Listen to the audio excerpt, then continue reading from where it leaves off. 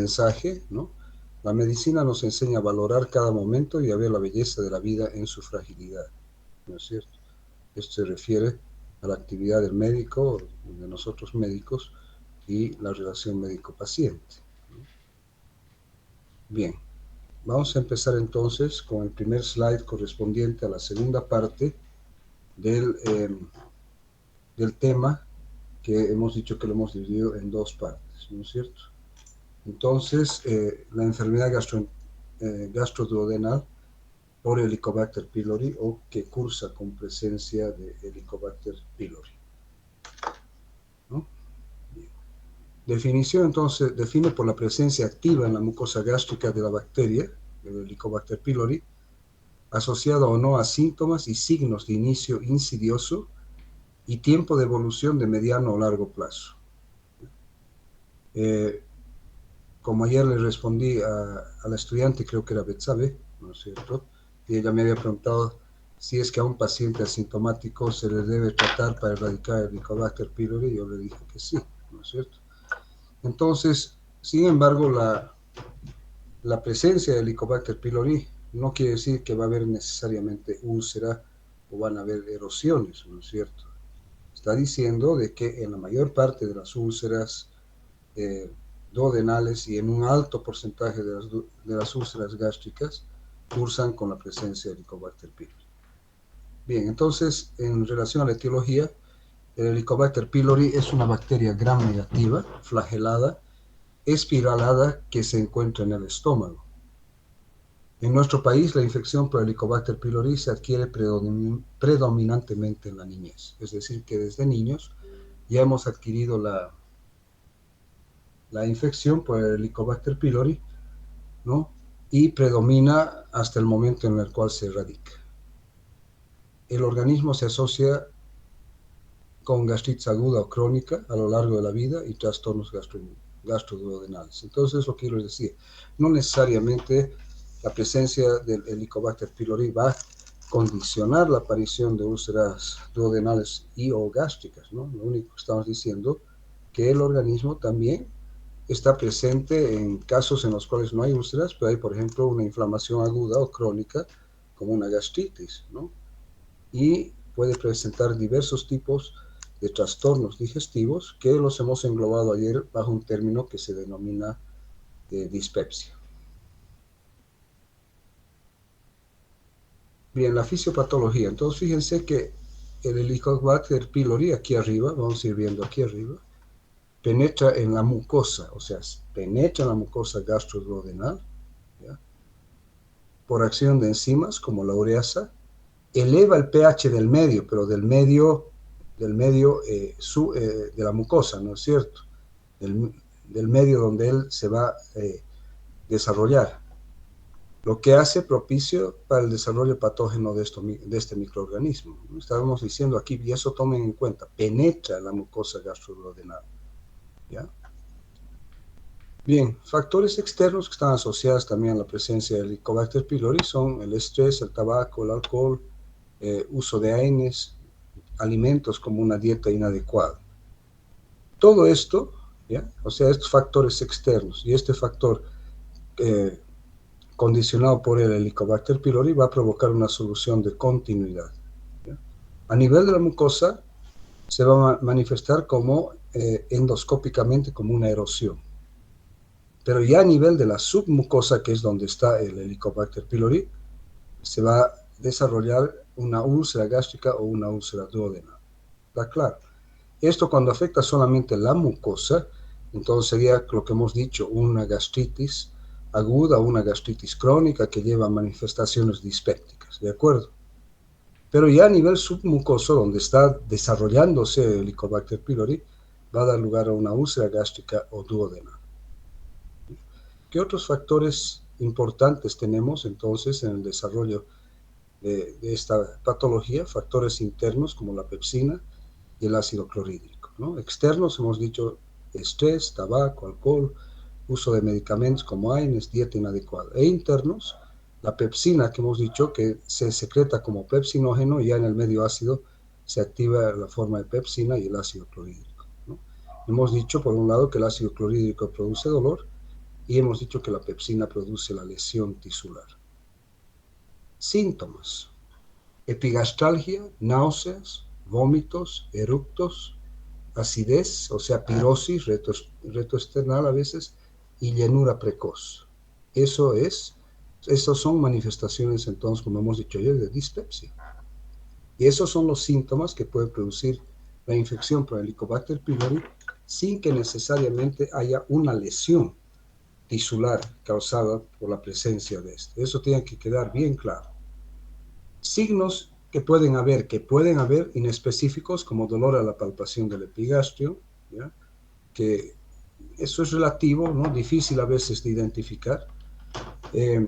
Signos de alarma que cursan con pérdida de peso de más del 10% en más de 3 meses, hematemesis, melena, anemia por déficit de hierro, hipotensión ortostática por el mismo trastorno hematológico, odinofagia y disfagia cuando afecta el esófago, masa palpable en el examen del abdomen, vómitos persistentes y linfadenopatía. Eso ya no está relacionada con el Helicobacter pylori o con la infección de Helicobacter pylori, sino está relacionada más probablemente con un carcinoma gástrico, ¿ya?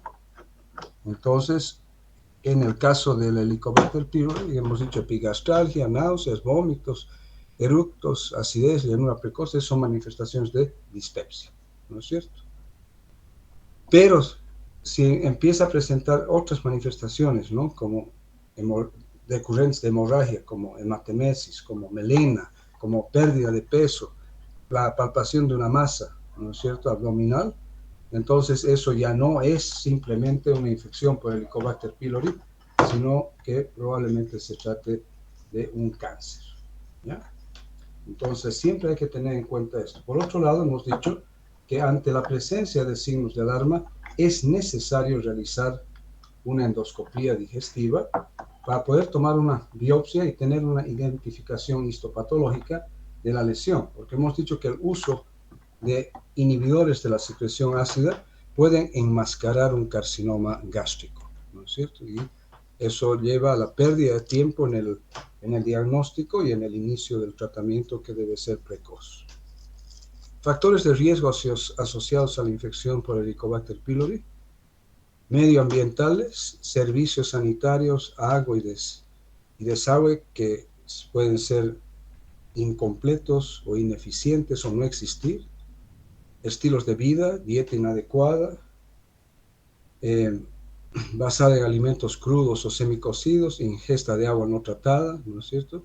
Y otros, que es importante, una deficiente higiene bucodental. Todos estos son factores de riesgo asociados a la infección por Helicobacter pylori, ¿ya? Bien, entonces siempre tomar en cuenta lo que hemos manifestado hasta ahora, que no necesariamente el Helicobacter pylori o la presencia de Helicobacter pylori va a llevar o va a producir una úlcera, ¿no es cierto? Puede cursar con solamente manifestaciones de dispepsia o con manifestaciones de una gastritis aguda o crónica. Criterios diagnósticos asociados al Helicobacter pylori. Generalmente son pacientes dispépticos que durante 2 semanas o más no mejoran con el uso de la terapia. En menores de 40 años y sin signos de alarma, proceder a métodos no invasivos para el diagnóstico del Helicobacter pylori, ¿ya?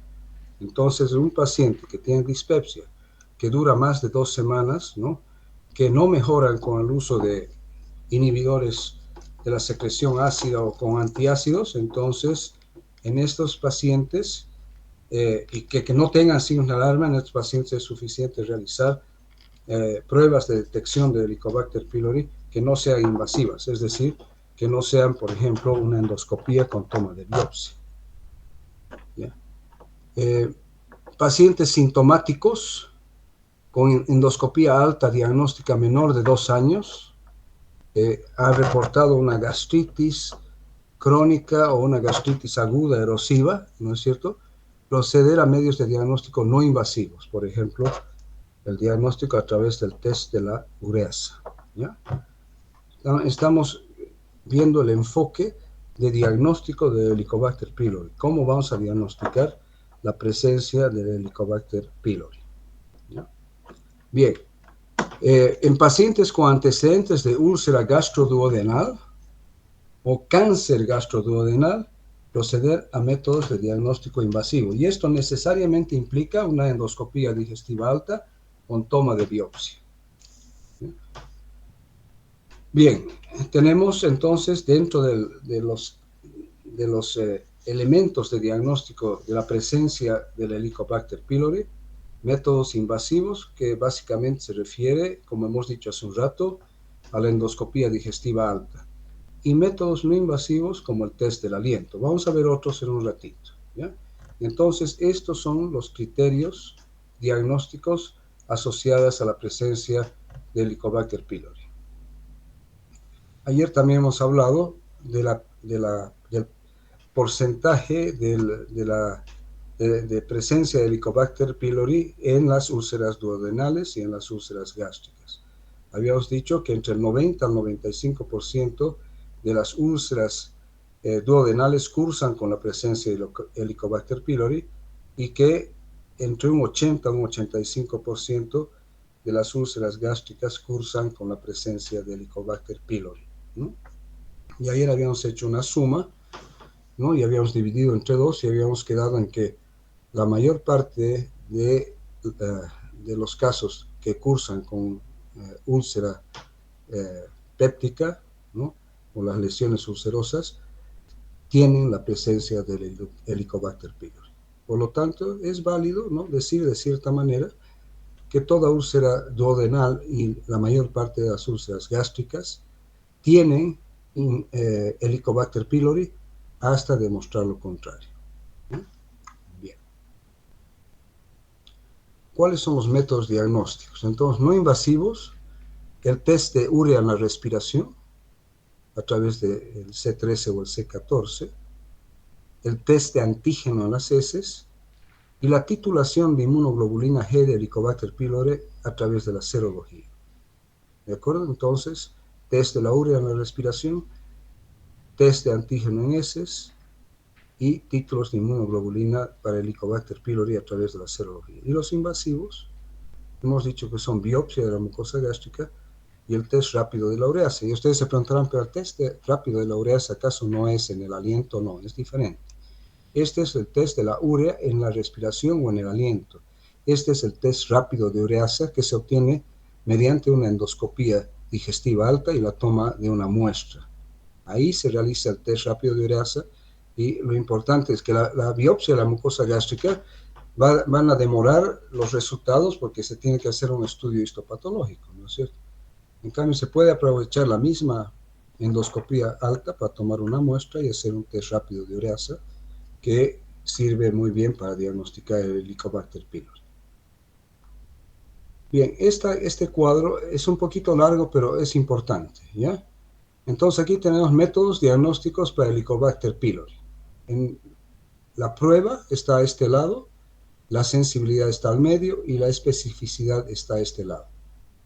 Bien, entonces la prueba rápida de ureasa tiene una sensibilidad del 80 al 95% para Helicobacter pylori y tiene una especificidad del 97 al 99% para la detección del Helicobacter pylori. Fíjense que es altísimo, cercano al 100% de su especificidad. En relación al estudio histopatológico que hemos dicho a través de la toma de una biopsia, ¿no es cierto?, su sensibilidad es mayor al 95%, ¿ya? Y el uso de ciertas sustancias como el IHQ aumentarían la sensibilidad, pero 95% de sensibilidad es altísima y la especificidad se queda en 95, o es mayor al 95%, ¿no? Entonces decimos sensibilidad mayor al 95% y especificidad mayor al 95%. ¿Cuáles son los problemas relacionados con estas dos pruebas? En el caso de la prueba rápida de ureasa, requiere de biopsia gástrica, es lo que yo estaba diciendo, ¿ya? Es rápido, puede tener falsos negativos en contexto de uso que el paciente haya estado usando inhibidores de la bomba de protones o antibióticos, bismuto o hemorragia digestiva, permite erradicar rápidamente porque se tiene un diagnóstico rápido y no se recomienda la prueba rápida de la ureasa para evaluar la erradicación de Helicobacter pylori. En el caso del estudio histopatológico a través de la toma de una biopsia, son biopsias protocolizadas que permiten evaluar la gastritis y presencia de Helicobacter pylori. Disminuye también, al igual que la prueba rápida de ureasa, con con el uso de inhibidores de la bomba de protones, requiere de múltiples tinciones, se puede agregar inmunohistoquímica en casos puntuales, o sea, para un estudio más específico, ¿no? Entonces, es más rápida y de alta sensibilidad y de alta especificidad la prueba rápida de ureasa, pero requiere de una endoscopía alta y la toma de una biopsia. El cultivo solamente tiene una sensibilidad del 60%, que a la vez esto es variable, pero tiene una especificidad, fíjense, del 98 al 100%. El problema con esto es que es laborioso, es caro y es poco disponible en nuestro medio. Permitiría evaluar susceptibilidad antibiótica, es decir, cuán susceptible es el Helicobacter pylori a uno u otro antibiótico, ¿no es cierto? ¿Cuál es su sensibilidad en relación a la amoxicilina o la claritromicina o el metronidazol? Como cualquier cultivo, ¿no? Cuando pedimos un cultivo, un urocultivo, estamos pidiendo un urocultivo y un test de sensibilidad o lo que se denominaba un antibiograma. El PCR, una sensibilidad del 97 al 100%, una especificidad del 98%, permite identificar genes específicos de la bacteria y además evaluar susceptibilidad antibiótica. Algunos consideran que podría ser el mejor test, el PCR, sería el gold standard, es decir, es el test de referencia para el diagnóstico de la presencia de Helicobacter pylori.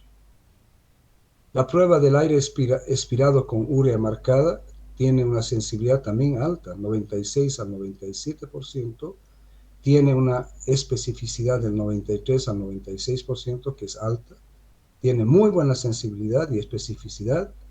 Se deben suspender inhibidores de la bomba de protones por lo menos 2 semanas antes previo al examen, porque van a disminuir la sensibilidad de este examen para detección de Helicobacter pylori. Y la ventaja de esta prueba del aire expirado con urea es de que se puede utilizar pretratamiento y posttratamiento. Entonces nos permite identificar si es que el Helicobacter pylori ha sido erradicado o no. ¿Ya? Entonces la prueba de aire expirado en urea. Y no es invasivo. La prueba serológica, fíjense que ya es muy variable su sensibilidad, puede ir desde el 55.6 hasta el 100% de sensibilidad, y su especificidad va del 58.7 al 96.83%. Y esto se da porque varía según el kit que se utilice para esta prueba serológica. No detecta solo infección activa, ¿ya? No puede usarse como monitorización de la erradicación. Y por último, el antígeno en deposiciones de Helicobacter pylori, sensibilidad de solamente el 83%, especificidad del 87 al 94%, entonces es bastante específico. Y en relación a esto existen pruebas que usan inmunoensayos enzimáticos y otros inmunocromatográficos. Es fácil de implementar, ¿ya? Y se puede usar también como pre y post tratamiento. Entonces de estos, ¿no es cierto?, diríamos que la prueba de aire expirado de urea marcada, con urea marcada, y el antígeno en deposiciones, nos sirve no solamente para detectar o identificar la...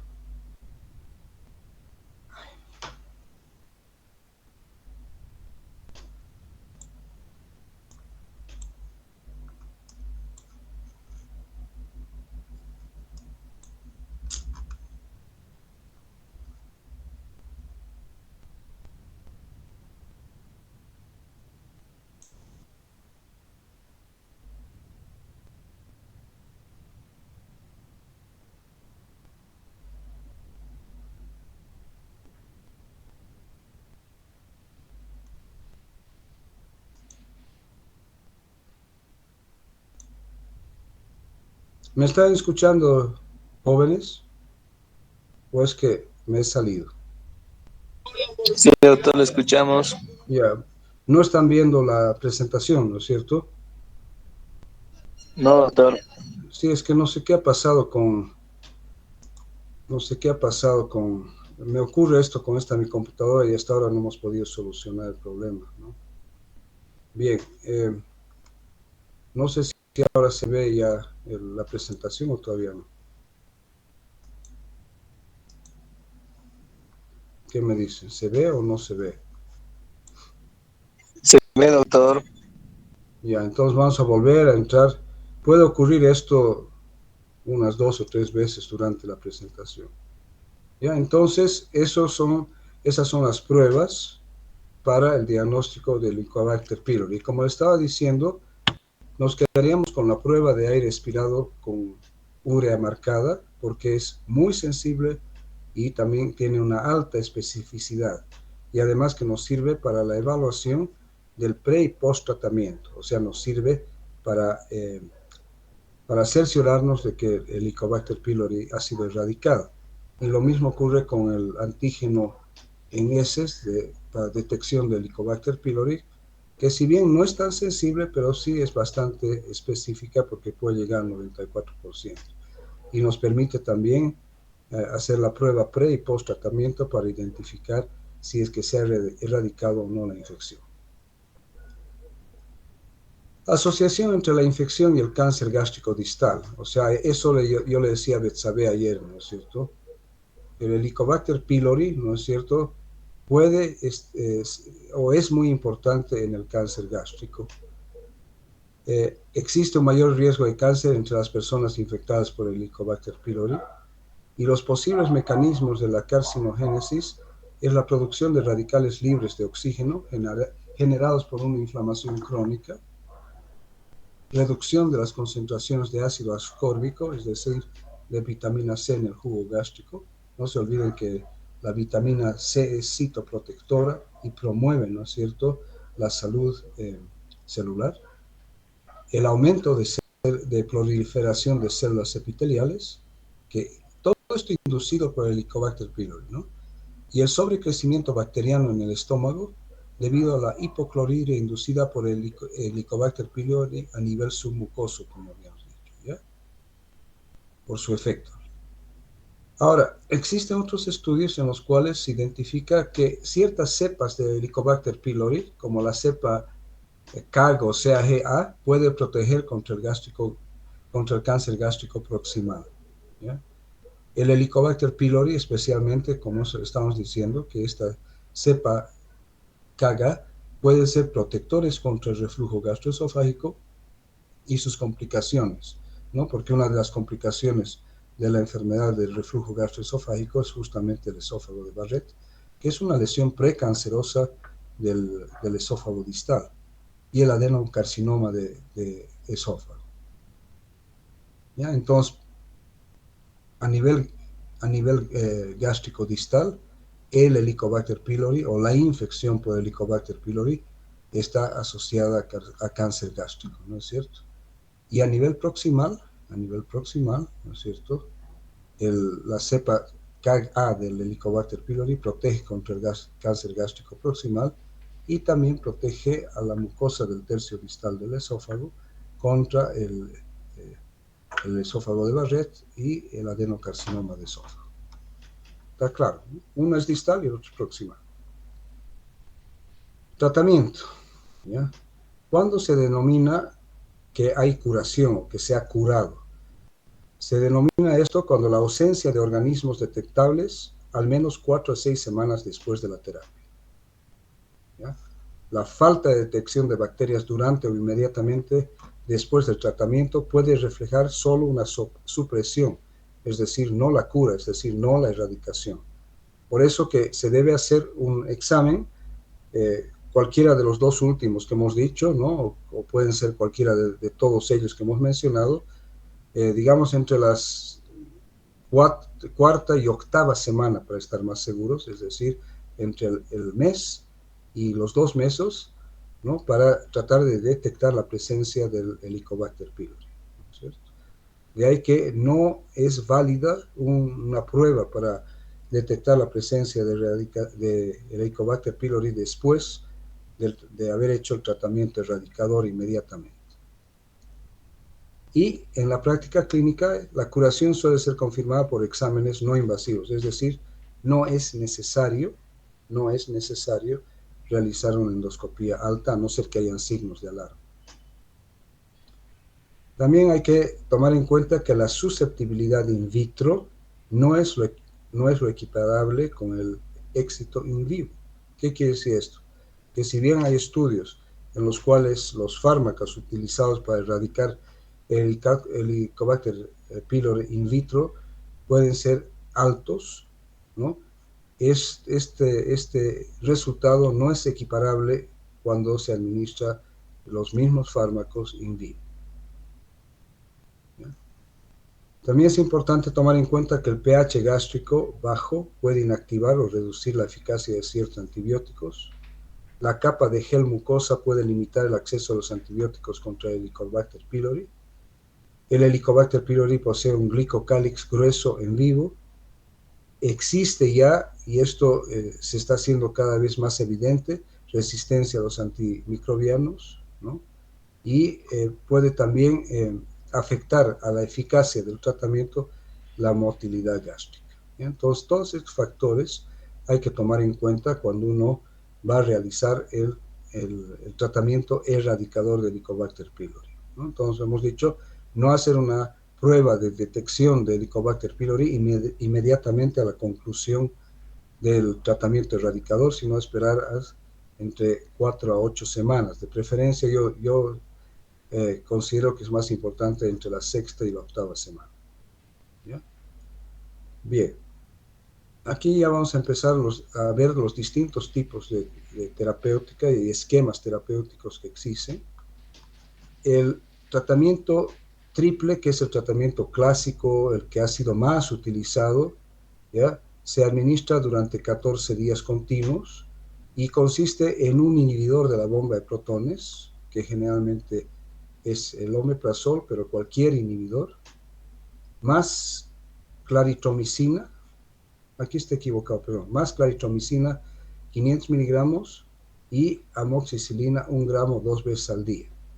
Se puede cambiar, ¿no es cierto?, la amoxi por el metronidazol, 500 miligramos, cambiar la amoxicilina por el metronidazol. Entonces, esto es en casos en los que haya hipersensibilidad o el paciente tenga algún problema con el uso de la amoxicilina. Pero el triple clásico es omeprazol 20 miligramos, claritromicina 500 miligramos y amoxicilina 1 gramo por día, dos veces por día, durante 14 días. Se puede cambiar la amoxicilina por metronidazol, también a una dosis de 500 miligramos, 2 veces al día. Este tratamiento es cada 12 horas, ¿ya? Durante 14 días. Este es el tratamiento triple clásico. Luego tenemos el tratamiento cuádruple, que también es por 14 días. Se utiliza un inhibidor de la bomba de protones, puede ser cualquiera, omeprazol, lansoprazol, esomeprazol, cualquiera de ellos, también cada 12 horas, más metronidazol 500 miligramos, pero aquí ya no es cada 12 horas, sino es cada 8 horas, lo que nos da 3 veces al día, y se añade aquí el subsalicilato de bismuto, una dosis de 525 miligramos, y se añade otro antibiótico que, como es la tetraciclina, 500 miligramos 4 veces al día, ¿de acuerdo?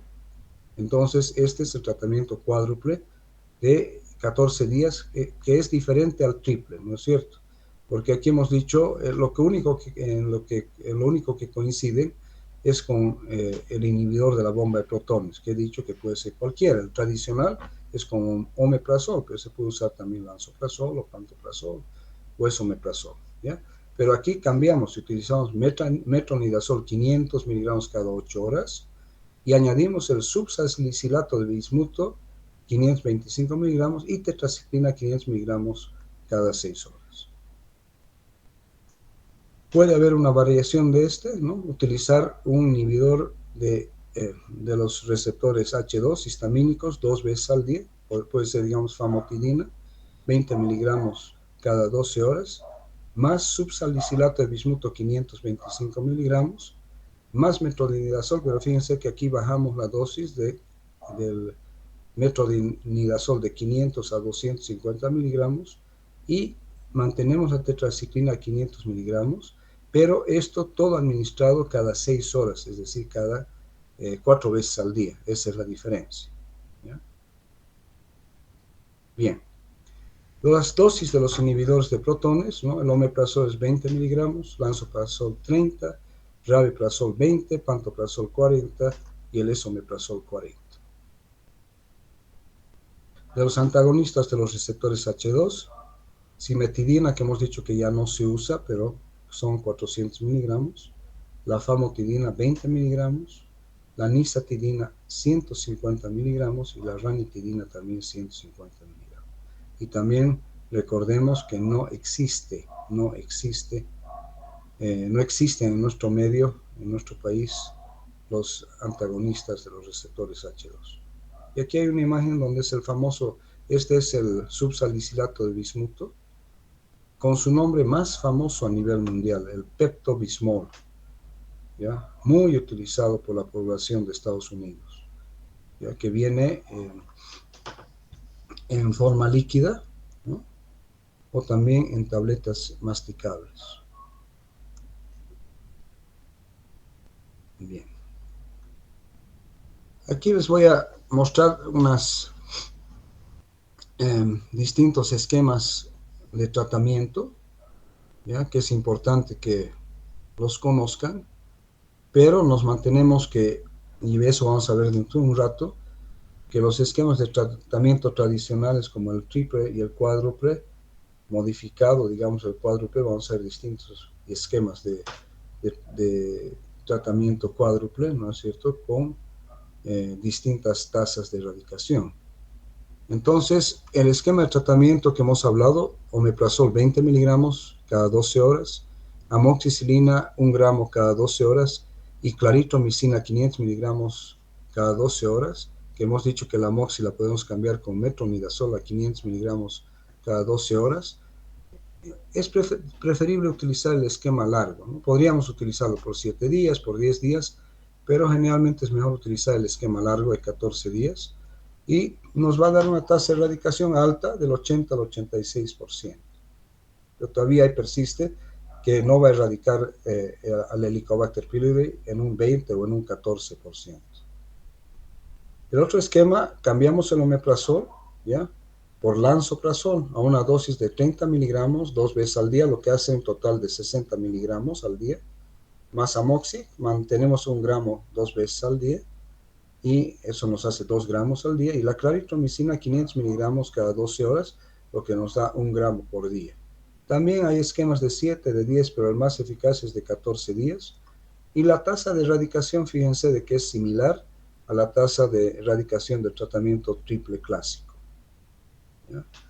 Luego tenemos el esquema de tratamiento cuádruple, que consiste en omeprazol 20 miligramos, subcitrato de bismuto 120, no es el subsalicilato que hemos dicho, es subcitrato de bismuto 120 miligramos cada 6 horas, más metronidazol 500 miligramos cada 8 horas, más tetraciclina 500 miligramos cada 6 horas. También el mismo esquema, 7, 10, pero de preferencia 14 días, pero fíjense que con este tratamiento cuádruple, la tasa de erradicación sube al 95%.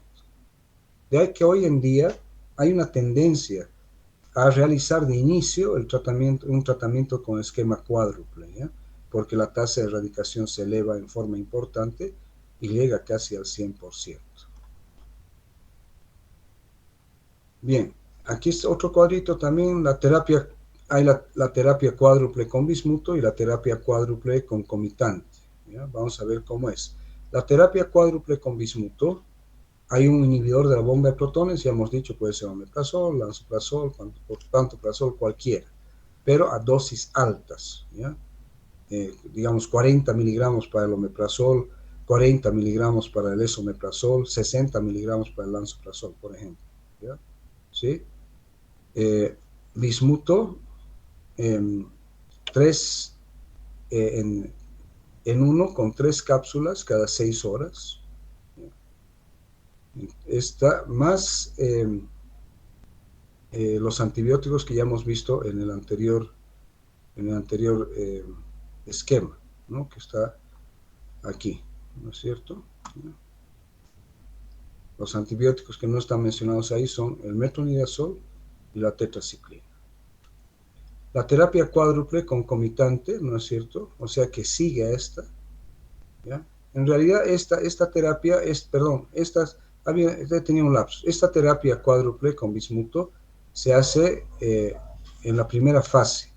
Y la segunda fase, que es la terapia cuádruple concomitante, está constituida por inhibidores de la bomba de protones a dosis altas, amoxicilina 1 gramo cada 12, claritromicina 500 miligramos cada 12 y el metronidazol 500 miligramos cada 12 horas.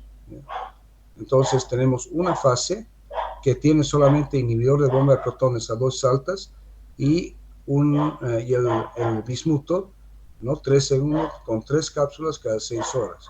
Y la concomitante que varía, que es en realidad una terapia cuádruple clásica. La terapia cuádruple puede también puede utilizarse con levofloxacina. Entonces usamos nuevamente el inhibidor de la bomba de protones a dosis altas cada 12 horas. Utilizamos la levofloxacina en vez de la claritromicina, 500 miligramos cada 24 horas, porque la frecuencia de dosificación de la levofloxacina es de una sola vez al día. Amoxicilina, ¿no es cierto?, cada 12 horas o cada 18 horas a dosis de 1 gramo, y el subcitrato de bismuto de 120 miligramos, 2 comprimidos cada 12 horas. Entonces aquí varía en que hemos quitado la claritromicina, ¿no es cierto? Hemos mantenido la moxi, hemos mantenido el inhibidor de la bomba de protones y hemos utilizado nuevamente el bismuto a 120 miligramos. Existe otra terapia cuádruple con rifabutina, que no es muy común. Es todo lo mismo, pero hemos sustituido, ¿no es cierto?, a la levofloxacina y a la amoxicilina por la rifabutina, a una dosis de 150 miligramos cada 12 horas. Hemos mantenido la amoxicilina 1 gramo cada 12 horas y hemos mantenido el subcitrato de bismuto en esta ocasión con una dosis de 120 miligramos, 2 comprimidos cada 12 horas. ¿Ya?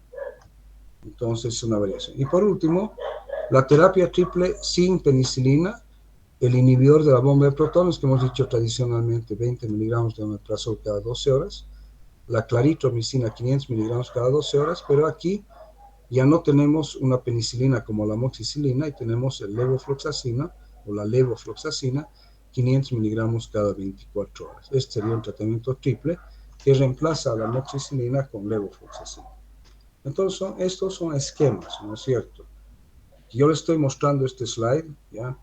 No necesariamente para que ustedes aprendan de memoria los distintos esquemas. Con que veamos los esquemas tradicionales, el triple tradicional, inhibidor de la bomba de protones, amoxi, clarito, o el uso del metronidazol en vez de la amoxi, ¿ya? O el modificarlo esto con lansoprazol, ¿ya? En vez de utilizar omeprazol. Y el cuádruple tradicional, que es omeprazol 20 miligramos cada 12, subcitrato de bismuto 120 miligramos cada 6, metronidazol 500 miligramos cada 8 y tetraciclina 500 miligramos cada 6 horas. Lo que hemos dicho que nos da una tasa erradicadora del 95%, y en el triple clásico y con el reemplazo, ¿no es cierto?, del inhibidor de la bomba de protones alcanzan tasas de erradicación del 86%. Estos esquemas de tratamiento son los que yo quisiera que ustedes sepan, ¿ya? Estos son otros esquemas. Bien, existen también otros esquemas de tratamiento que vamos a ir viendo porque hay mucha variación y muchos esquemas a nivel mundial. Tenemos uno que consiste en subsalicilato de bismuto 525 miligramos cada 6 horas, más amoxicilina 2 gramos, también cada 6 horas, más metronidazol 500 miligramos cada 6 horas, y lansoprazol, fíjense esta dosis altísima, la dosis máxima diaria, en una dosis. La duración de este esquema es de un solo día, ¿ya? Esto se utiliza para pacientes que tienen dispepsia y presencia de Helicobacter pylori. Y fíjense que la tasa de erradicación con este esquema de un solo día sube a 95%. ¿Ya? ¿Está claro? Estamos hablando, pero solamente pacientes con dispepsia, 95%, un solo día. Pero fíjense que las dosis son altísimas, es una bomba atómica contra el Helicobacter pylori. ¿Ya? Existe otro esquema que dura solamente 5 días, que consiste en claritromicina, ya no de 500 cada 12, sino 250 miligramos cada 12. Amoxicilina mantenemos 1 gramo cada 12. El metronidazol lo bajamos a 400 miligramos cada 12 y administramos en vez de omeprazol el lansoprazol de 30 miligramos cada 12 horas. Este esquema es de 5 días, ¿ya? Se utiliza en pacientes con dispepsia por 3 meses o úlcera endoscópica y presencia de Helicobacter pylori. La tasa de erradicación es de 90% o más, es alta. Y fíjense que es solamente de 5 días, de acuerdo a la población estudiada. Bien, otros esquemas de tratamiento, ya que es importante que ustedes los conozcan en el sentido de que hay muchos esquemas, ¿no es cierto? Entonces, esta terapia o este esquema se llama secuencial. Se utiliza durante 5 a 7 días. La primera etapa es la utilización de lansoprazol de 30 miligramos cada 12 horas, ¿no? Por 5 a 7 días, y amoxicilina 1 gramo cada 12 horas durante 5 a 7 días. Y en la segunda fase, que también dura de 5 a 7 días, se utiliza metronidazol o tinidazol, ya sea 500 miligramos de metronidazol o tinidazol también 500 miligramos cada 12 horas y lansoprazol 30 miligramos cada 12 horas. Y aquí se puede aumentar, que se saltó aquí la claritromicina, 500 miligramos, una duración de 5 a 7 días, ¿ya? En total, tú sumas la primera fase y la segunda fase y nos da una tasa de erradicación de alrededor del 90%. Esto generalmente se utiliza en pacientes con dispepsia por 3 meses o la presencia de úlcera endoscópica y la presencia de Helicobacter pylori. La terapia concomitante, se utiliza un inhibidor de la bomba de protones cada 12 horas, amoxi 1 gramo cada 12 horas, claritromicina 500 miligramos cada 12 horas y metronidazol o tinidazol 500 miligramos también cada 12 horas. Y la tasa de erradicación también está alrededor del 90%. La terapia híbrida consta de dos ciclos de 7 días cada una. En el primer ciclo, lansoprazol 30 miligramos 2 veces al día y amoxi 1 gramo 2 veces al día. Y la segunda fase de 7 días, claritromicina 500 miligramos cada 12 horas y metronidazol o tinidazol 500 miligramos cada 12 horas. ¿De acuerdo? Esto nos da es una duración también de la segunda fase de 7 días también y nos da una tasa de erradicación del 90%. Bien, esto es lo que le estaba diciendo hace un rato, ¿ya? El tratamiento triple por 14 días, inhibidor de la bomba de protones, más claritromicina 500 miligramos, más metronidazol 500 miligramos o amoxicilina 1 gramo cada 12 horas, ¿no? Y si fuese el caso, la amoxi o el metronidazol pueden sustituirse con 500 miligramos de tetraciclina. Este tratamiento triple, el clásico y con sus 2 variaciones, tiene una duración de 14 días y hemos visto que tiene una tasa de erradicación por encima del 90%. Este es el triple. Y la terapia cuádruple, que también es por 14 días, un inhibidor de la bomba de protones cada 12 horas, más metronidazol 500 miligramos cada 8 horas, más subsalicilato de bismuto 525 miligramos, más tetraciclina 500 miligramos, todos estos 4 veces al día, o la variación que puede ser con antagonistas del receptor H2, como la famotidina, cada 12 horas, ¿no?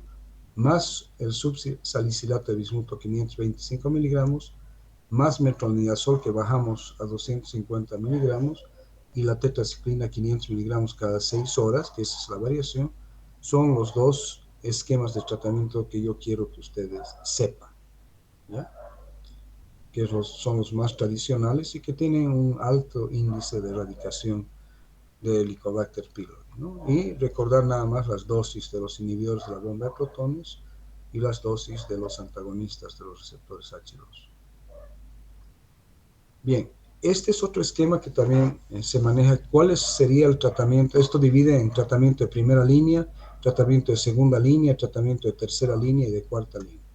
De primera línea, ellos, inhibidor de bomba de protones cada 12 horas, amoxi 1 gramo cada 12, claritromicina 500 miligramos cada 12 horas y metronidazol 500 miligramos cada 12 horas por 14 días. ¿Ya? ¿Sí? Estos son de primera línea. Este otro cuadrito aquí al lado es un poquito confuso porque tiene el nombre comercial de un producto que contiene todo esto, menos el inhibidor de la bomba de protones. En este caso se toman 3 cápsulas de pilera, que es el nombre comercial, cada 6 horas durante 10 días, más el inhibidor de la bomba de protones cada 12 horas. ¿Ya? Pero primera línea es.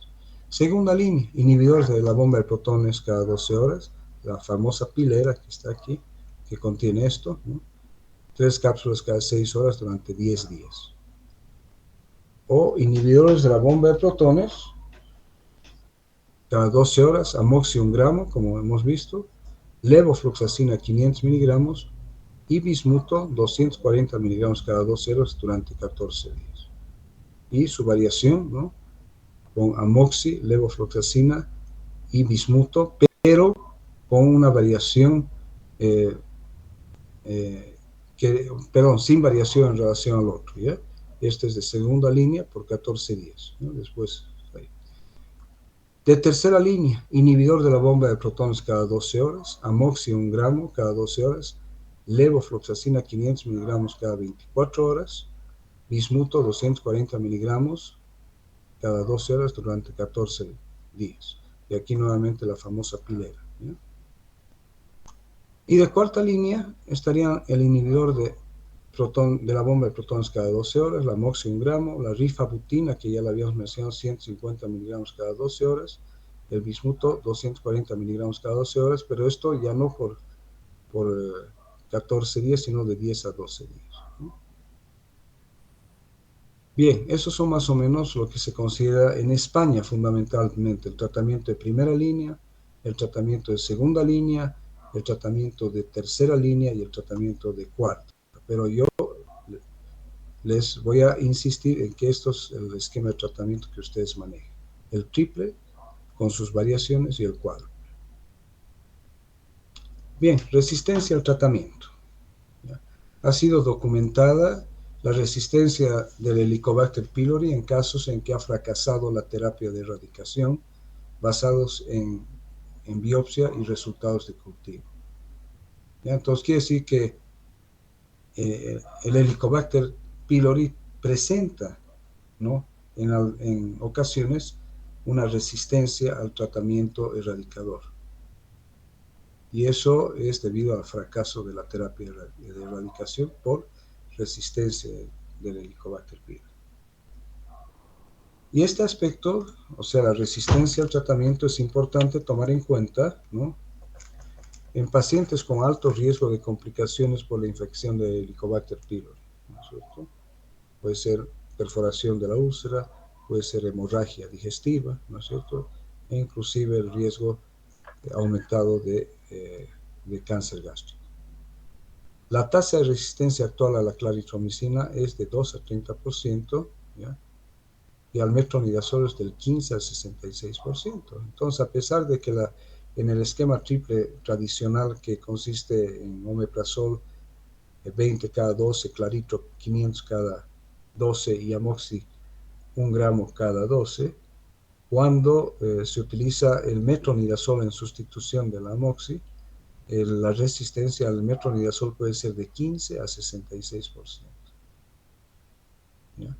La resistencia primaria a la claritromicina es un fuerte factor predictivo del riesgo al fracaso terapéutico, mientras que la resistencia primaria al metronidazol no siempre lleva a la falla terapéutica. Y esto es interesante y de cierta manera irónico, ¿no? Porque si decimos que la tasa de resistencia a la claritromicina es menor que al metronidazol, ¿no es cierto?, es más importante la resistencia del 2 al 30% de la claritromicina en relación al factor predictivo de riesgo al fracaso terapéutico que a la resistencia mayor del metronidazol, que es de 15 a 66%. ¿Ya? Bien, el 70% de los pacientes en los que fracasa uno o más regímenes erradicadores responden bien a la terapia triple, que incluye pantoprazol, amoxi y levofloxacina por 10 días. Aquí hemos cambiado la claritro, ¿no es cierto?, por la levofloxacina y el omeprazol por el pantoprazol. Y el tratamiento ha sido solo por 10 días. Entonces dice el 70% de los pacientes en los cuales ha habido un fracaso terapéutico con el esquema triple tradicional, con el esquema triple modificado, tienen una respuesta positiva en el 70% de los casos. Y un metaanálisis de la literatura actual sobre la resistencia al tratamiento de Helicobacter pylori muestra el beneficio de usar terapias cuádruples, es lo que les decía. Hoy existe una tendencia, ¿no es cierto?, a iniciar directamente un tratamiento cuádruple o un esquema de tratamiento cuádruple para erradicar al Helicobacter pylori, ¿no?, y no usar, como se usaba o se usa también, el esquema de tratamiento triple.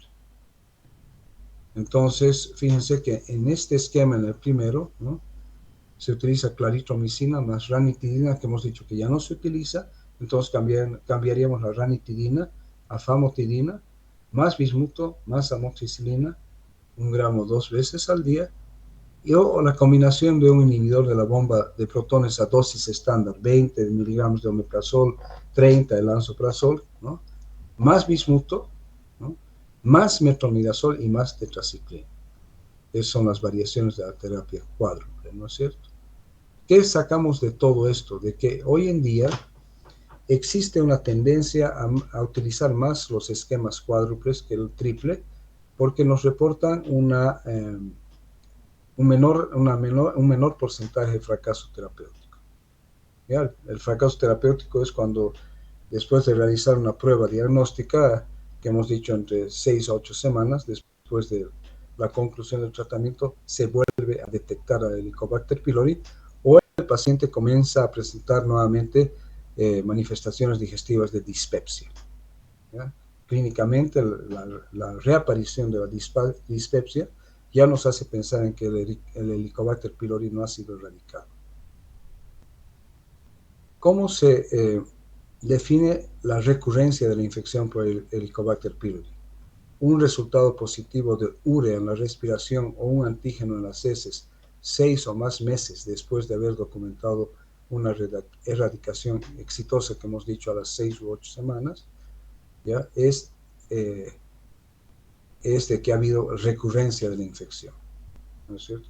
O sea, el tratamiento erradicador ha funcionado inicialmente. No se detecta a las 6 o 8 semanas la presencia del Helicobacter pylori por las dos pruebas, ¿no es cierto? La urea en la respiración o el antígeno en heces. Eso nos dice de que ha sido exitoso el tratamiento erradicador del Helicobacter pylori. ¿Ya? Ha sido exitoso. Pero si a los 6 o más meses se vuelve a detectar el Helicobacter pylori, quiere decir que la infección por el Helicobacter pylori ha recurrido, ¿cierto? Hay una recurrencia. Los factores de riesgo para la recurrencia incluyen dispepsia no ulcerosa, persistencia de gastritis crónica después de la terapia de erradicación, sexo femenino, miren, importante, hay mayor recurrencia de Helicobacter pylori en el sexo femenino, discapacidad intelectual. Esto se entiende porque los pacientes con cierto grado mayor o menor de discapacidad intelectual no son responsables en relación a todas las medidas y al manejo del tratamiento erradicador del Helicobacter pylori. Más común también en los jóvenes, también por las mismas razones. Una alta tasa de infección primaria al comienzo, es decir, que había una gran cantidad de Helicobacter pylori, y valores altos del test de urea en la respiración. ¿Ya? Entonces, todos estos factores contribuyen a que la infección por Helicobacter pylori recurra. Test para documentar la erradicación debe ser confirmada después de terminar el tratamiento pero no hemos dicho inmediatamente. Los exámenes no invasivos, ¿no? Como el test de la urea en la respiración, es de preferencia 4 a 8 semanas después de completar la terapia. ¿Ya? Si la úlcera recurre después de la terapia de erradicación, debe investigarse más cuidadosamente la reinfección o el fracaso en la erradicación, realizando pruebas de infección activa, por ejemplo, hacer una endoscopía alta, tomar una biopsia, hacer un estudio histológico y un cultivo, ¿no? Junto con pruebas de sensibilidad a los antibióticos, para ver si es que no hay resistencia a los antibióticos utilizados por la cepa de Helicobacter pylori que está presente. Bien, entonces eso sería lo que teníamos que hablar en relación a el Helicobacter pylori. No sé si hay alguna pregunta que quieran hacerme antes de que sigamos. Doctor, yo le quiero hacer una pregunta. Buenas noches. Buenas noches, dime.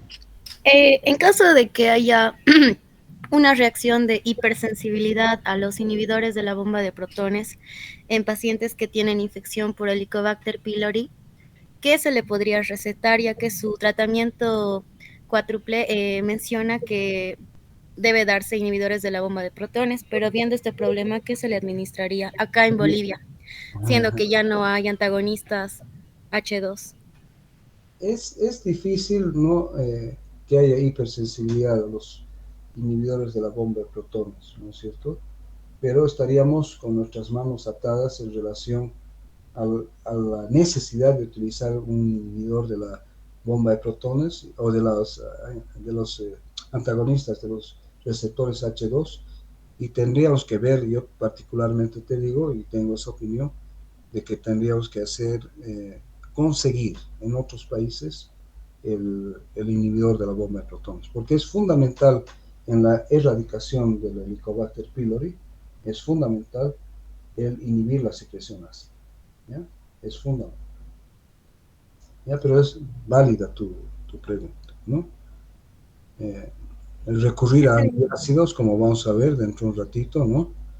Puede ser una opción, pero la erradicación no va a ser igual que cuando tú inhibes la secreción ácida. Tienes que inhibir la secreción ácida, ¿no es cierto? Y los dos únicos grupos de fármacos inhibidores, tal vez podrías recurrir, y que hemos dicho que es eficaz también inhibiendo la secreción ácida, el misoprostol, un análogo de las prostaglandinas, ¿no es cierto? Si bien el análogo de las prostaglandinas como el misoprostol está indicado como profilaxis del desarrollo de lesiones ácido-pépticas cuando el paciente utiliza AINES, pero también hemos visto el día de ayer que los análogos de la prostaglandina como el misoprostol también inhiben en forma importante la secreción ácida. Entonces, si no conseguimos, no tenemos acceso a un antihistamínico H2, sí vamos a tener acceso en Bolivia a un análogo de las prostaglandinas como el misoprostol. ¿Ya? Doctor, ¿y sería bueno utilizar un bloqueador de la producción de ácido que compite con el potasio como el vonoprazan? Si es que lo tenemos en nuestro país, sí, ¿no? Pero si no lo tenemos, entonces estamos en el inicio de la pregunta que tú me hiciste, ¿no? ¿Sí? Está bien, doctor. La verdad es que Gracias. la verdad es que si tú me dices de esa alternativa terapéutica, yo sinceramente no te puedo decir si es que tenemos otros fármacos diferentes a los que he mencionado en esta clase, ¿no? No te puedo decir sinceramente, había quedado en preguntar si hay algún otro en alguna de las redes, pero no he tenido el tiempo hoy día para hacerlo. Tal vez lo voy a hacer para mañana y te pueda responder a eso, ¿no? Está bien, doctor. Gracias. ¿Ya? Bien.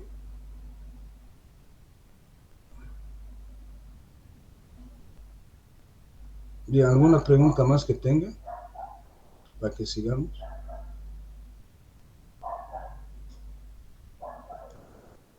Bien, entonces seguimos.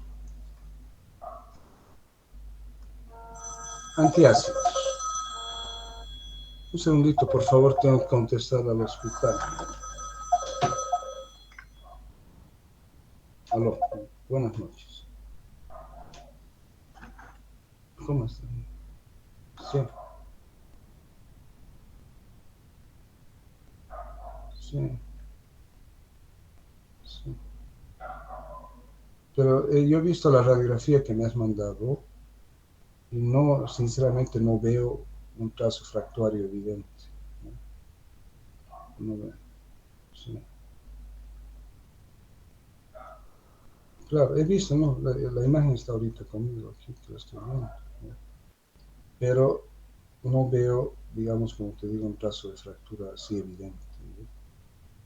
Entonces, inmovilícenlo con una ferulita de yeso, porque puede ser una contusión solamente, ¿ya? Su antiinflamatorio y que vaya el viernes para evaluarlo de manera que no se ¿Ya? ¿Listo? Ya, listo. Gracias. Hasta luego. Bien, van a perdonar, pero tenía que entender eso. Entonces, eh, vamos a hablar ahora de los antiácidos, ¿ya? Y eso es lo que te estaba diciendo hace un rato. Durante muchas décadas, el único tratamiento disponible para la enfermedad acidopéptica fue la neutralización del ácido gástrico con antiácidos, a pesar de la escasez de estudios controlados que documenten su eficacia. ¿Ya? Entonces, antiguamente yo decía, era común ver, y eso está en la literatura, pacientes tomando leche, andaban con su cartón de leche o con su botella de leche, y ahí lo que estaban buscando era neutralizar la acidez, o el uso de antiácidos para tratar de neutralizar la acidez. Pero eso no tenía un efecto documentado de que sea realmente eficaz. Y fue sustituido, como les digo, con el advenimiento de los antihistamínicos H2, como la cimetidina, que cambió, como les había dicho, radicalmente el tratamiento de la enfermedad acidopéptica. ¿Ya? Bien, entonces los antiácidos son compuestos inorgánicos que neutralizan el ácido de forma inmediata y poco duradera. ¿Ya? Son muy utilizados en la automedicación de síntomas relacionados con el ácido. O sea, y esto es a nivel mundial. A nivel mundial, los antiácidos tienen una comercialización elevadísima, ¿ya? Porque producen un alivio inmediato de las agruras, o sea, de las pirosis, ¿ya? Inmediata, porque neutralizan, pero el efecto es de corta duración.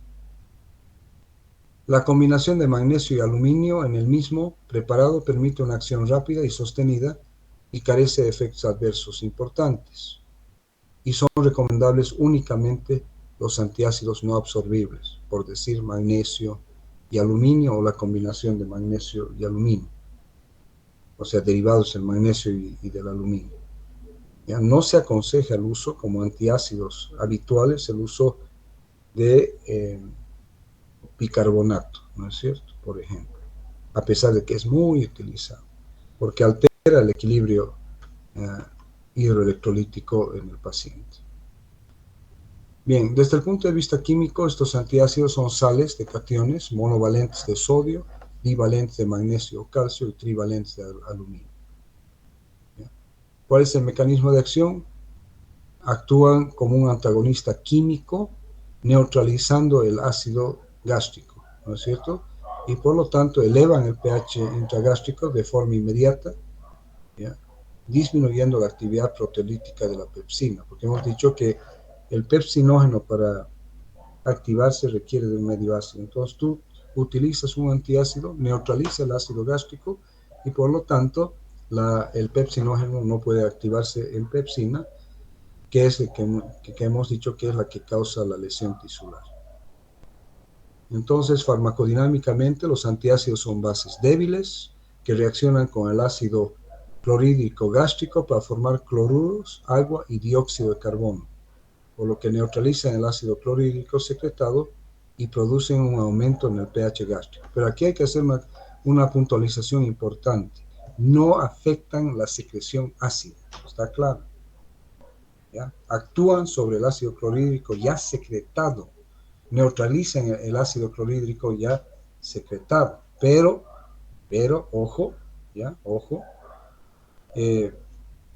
son antiácidos de tipo químico, ¿no? Una base débil que antagoniza directamente el ácido al unirse con este y eh, inactivarlo como tal, ¿no es cierto? Se administran por vía oral. Es variable el grado en que se absorben los distintos antiácidos. Los que contienen aluminio, calcio, magnesio se absorben menos que los que contienen lo que yo les decía, bicarbonato de sodio, y son eliminados por orina y por heces. De ahí que de preferencia no se debe utilizar el bicarbonato de sodio como antiácido habitualmente. Alguna vez, digamos, ¿no? Uno se ha farreado y ha comido abundantemente el día anterior y amanece al día siguiente con pirosis, indigestión, y se toma, hay múltiples productos en el mercado, ¿no? Que contienen distintas sustancias y bicarbonato de sodio. Pero habitualmente no se debe utilizar el bicarbonato de sodio porque es absorbible y puede producir alteraciones hidroelectrolíticas, ¿ya? Y las principales interacciones farmacológicas que son específicas al aluminio y al magnesio es la unión a fármacos en el aparato gastrointestinal. Disminuyen la absorción de fenitoína y tetraciclinas. O sea, no solamente esas, sino que pueden afectar la absorción de múltiples fármacos que requieren de estar en un medio ácido para absorberse. Y las interacciones, o en relación a las interacciones de tipo general, aumenta el pH gástrico y esto lleva a alteraciones en la absorción, que en el caso de los ácidos débiles, como el fluconazol, que es un antimicótico, disminuye su absorción y aumenta la absorción de algunos fármacos que son bases débiles, ¿no es cierto? Porque si ustedes se acuerdan de farmacocinética, ¿no? El comportamiento del pH del medio y el pKa del fármaco es importante para su absorción. De ahí que hemos dicho que un medicamento que es un ácido débil en el medio ácido del estómago va a ser liposoluble y se va a absorber. Por el contrario, un medicamento que es una base débil en el medio ácido del estómago va a estar ionizado, va a ser hidrosoluble y no se va a absorber. Y lo mismo ocurre con varios fármacos, ¿ya? En este caso, en el caso de las penicilinas. Alteraciones en la reabsorción tubular. Disminuye con los ácidos débiles, por ejemplo los salicilatos, y aumenta con las bases débiles. Este principio se utiliza en intoxicación por aspirina, por ejemplo, ¿no? La aspirina es un ácido débil, entonces cuando el paciente se intoxica, lo que uno hace es alcalinizar la orina con la administración de sustancias que contengan bicarbonato. Eso la transforma la aspirina de liposoluble a hidrosoluble, no se reabsorbe y se elimina. Eso es parte del tratamiento de la intoxicación por aspirina, ¿ya? Los compuestos de magnesio son de hidróxido de magnesio o óxido de magnesio y trisilicato de magnesio. Son no absorbibles, son de acción rápida, de capacidad neutralizante baja a moderada, ¿ya? El ácido clorhídrico más magnesio da lugar al cloruro de magnesio, con un 15 a 30% de biodisponibilidad y es excretado por el riñón. La posología en adultos y niños mayores de 12 años es de 1 a 3,6 gramos cada 24 horas. ¿Ya? Pero eso viene ya sea en forma líquida o en suspensión o también en comprimidos que son masticables. Entonces se administran con las comidas porque el aumento de la acidez gástrica, ¿no es cierto?, es necesaria, el aumento, ¿no es cierto?, del pH es necesario para evitar los síntomas de hiperacidez como son la pirosis y la agrura. Reacciones adversas, procesos diarreicos, depresión del sistema nervioso central y arritmias cardíacas, pero muy poco frecuentes. Tampoco tú vas a utilizarlos, lo vas a utilizar así en forma continua. Generalmente estos compuestos, tanto el magnesio como de aluminio o la combinación de magnesio con aluminio, se utilizan de acuerdo a necesidad. Es decir, el paciente los utiliza cuando está con pirosis o está con agrura, ¿no? Los compuestos de aluminio, hidróxido de aluminio y carbonato de aluminio, tienen una capacidad neutralizante moderada, y la combinación del ácido clorhídrico con aluminio va a dar lugar al cloruro de aluminio en un 17 a 30%. La dosis oral recomendada, ¿no?, es de 5 a 10 ml de suspensión, o 350 miligramos por cada 5 ml, o 1 a 2 comprimidos, media hora o 1 hora después de las comidas, o cuando se presentan los síntomas, ¿no? El uso de estos debe tener un límite máximo de 2 semanas. Cuando existe hiperacidez asociada a úlcera péptica, 5 a 15 ml de suspensión o 2 a 4 comprimidos cada 2 a 4 horas, ¿no?, 1 a 3 horas después de las comidas, y al acostarse máximo durante 6 a 8 semanas. Son parte del tratamiento coadyuvante, ¿no?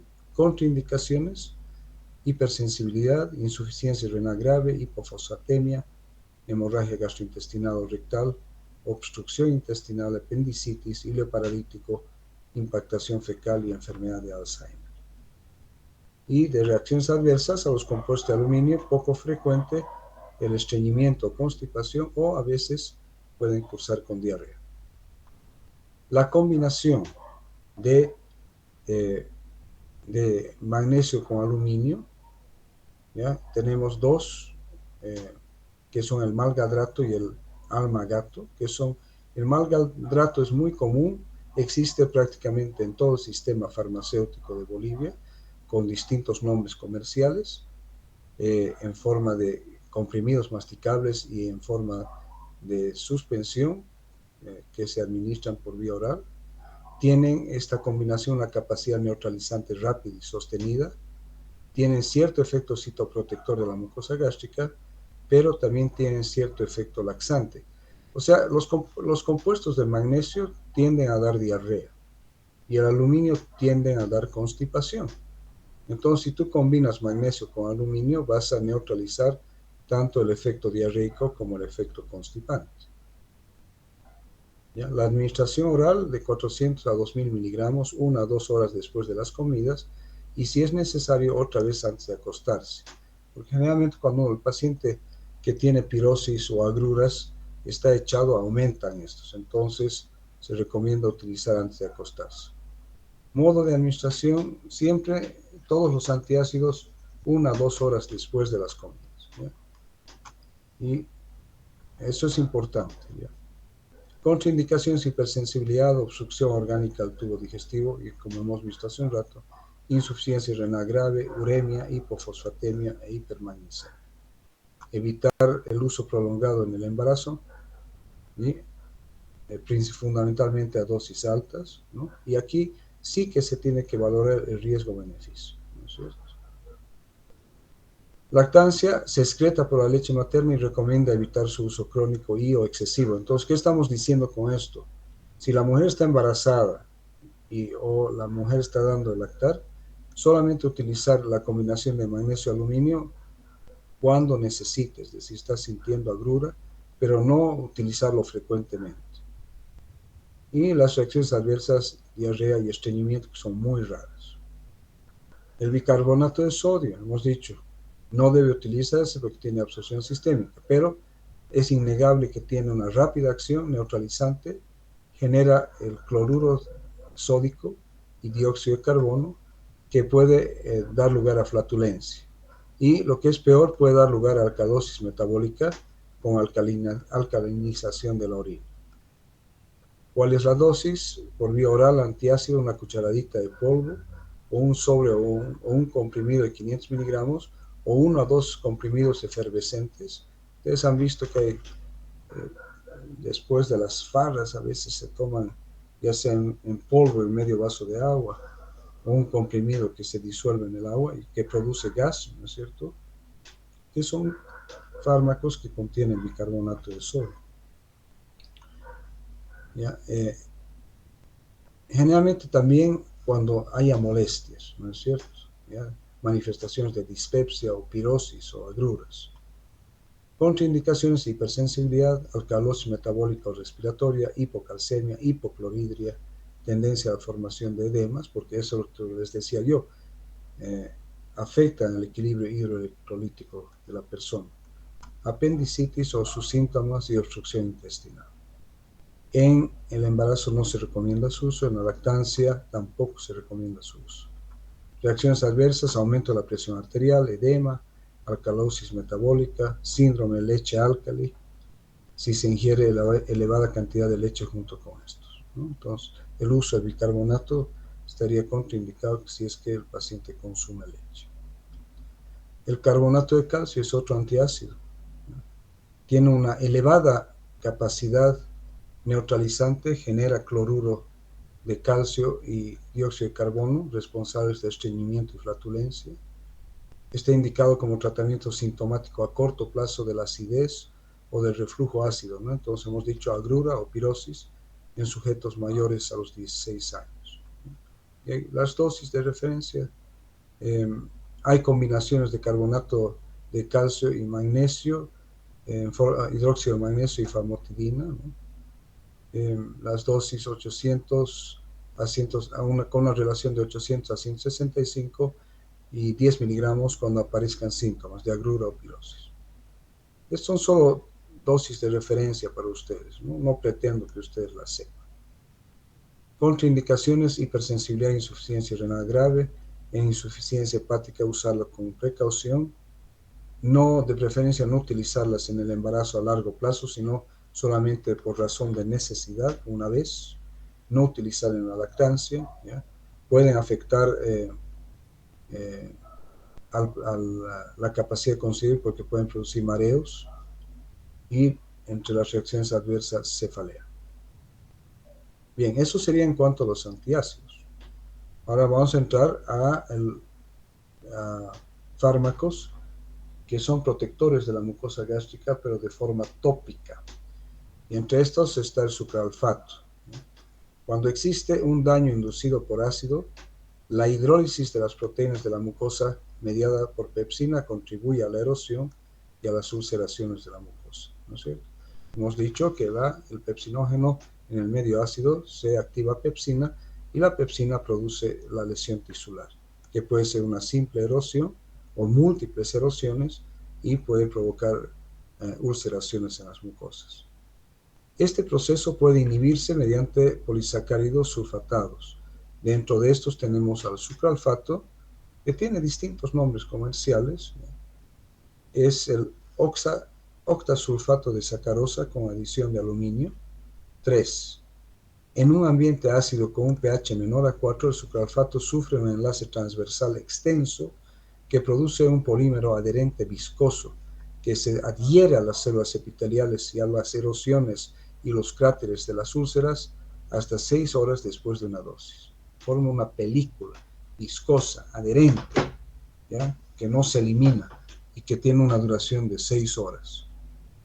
Además de inhibir las hidrólisis de las proteínas por la pepsina, de la mucosa por la pepsina, el sucralfato puede tener efectos citoprotectores adicionales que incluyen la estimulación de la producción local de prostaglandinas y el factor de crecimiento epidérmico, ¿no? Es un muy buen fármaco, no solo porque forma esa capa viscosa adherente, ¿no es cierto?, que protege a la mucosa del ácido, sino que además puede estimular la producción local de prostaglandinas y el factor de crecimiento epidérmico, ayudando a cicatrizar las lesiones. Debido a que el sucralfato se activa por ácido, debe tomarse con el estómago vacío, por lo menos una hora antes de los alimentos. Obviamente, esto es extremadamente importante porque en un medio alcalino no se va a activar y no va a formar esa capa viscosa adherente. Es entonces necesario evitar el uso de antiácidos en el transcurso de 30 minutos de una dosis de sucralfato. No se debe usar y después administrar sucralfato. Y la dosis usual de este medicamento es de 1 gramo 4 veces al día en úlceras duodenales activas o 1 gramo 2 veces al día para el tratamiento de sostén, ¿ya? Se puede utilizar también 1 gramo 4 veces al día cuando existe una esofagitis por reflujo. Eso ayuda mucho a proteger la mucosa esofágica. Entonces, solamente resumiendo, es una sal básica de aluminio y sacarosa que en medio ácido, como en el estómago, se polimeriza y origina una pasta pegajosa y viscosa que se adhiere firmemente a las células epiteliales y a las erosiones y al lecho ulceroso. Pues bien, entonces, por lo tanto, la actuación de factores agresores, irritantes, tanto endógenos como son la pepsina, y exógenos que pueden ser medicamentosos, pueden ser alimentos, pueden ser alcohol, ¿no es cierto? Su efecto citoprotector, ya hemos dicho, dura hasta 6 horas y contribuye a la curación de la úlcera, estimulando la síntesis local de prostaglandinas y óxido nítrico, mejorando la circulación y también los factores de crecimiento celular.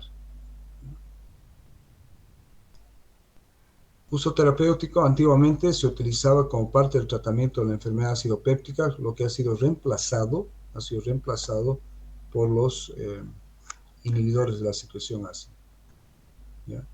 Tiene una gran ventaja para la profilaxia de úlceras por estrés. Ya hemos dicho el estrés más de tipo físico en pacientes hospitalizados, ¿no es cierto?, que han sufrido traumatismos importantes. ¿Ya? Uso terapéutico en la inflamación y ulceración de la mucosa, en la mucositis oral, en la gastropatía por reflujo biliar y en enema rectal. Se puede administrar cuando existe una proctitis por radiación terapéutica en pacientes con cáncer y también como citoprotector en úlceras rectales solitarias. Recordar que se debe tomar en estómago vacío 1 hora antes de las comidas.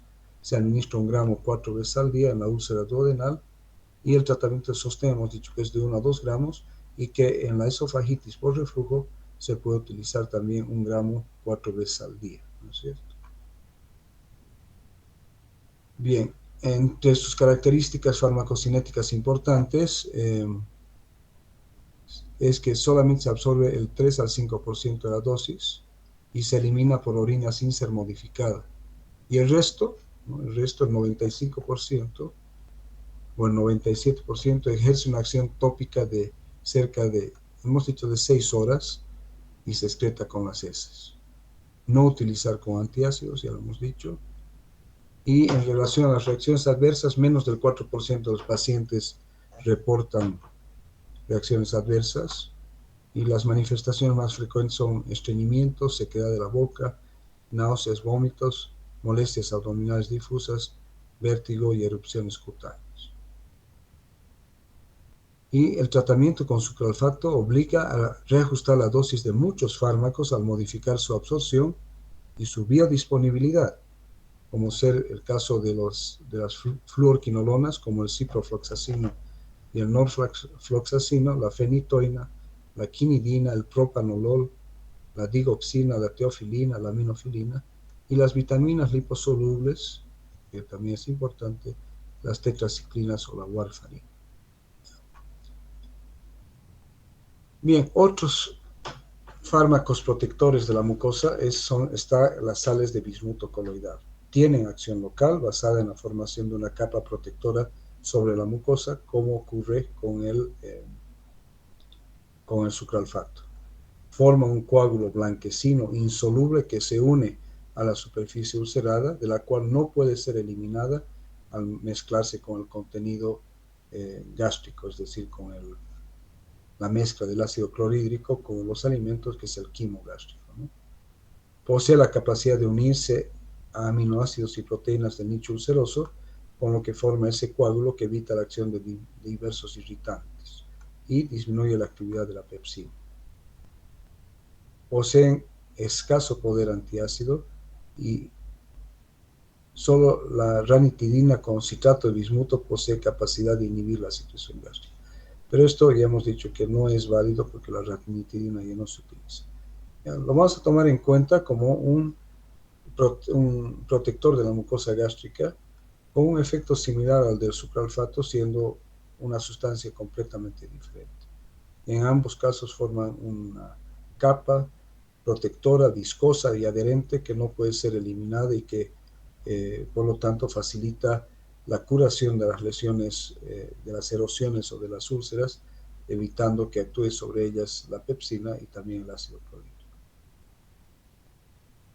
Además de eso, hemos visto que las sales de bismuto son parte del tratamiento erradicador del Helicobacter pylori debido a que tienen una actividad bactericida, ya entre los que se encuentra el Helicobacter pylori.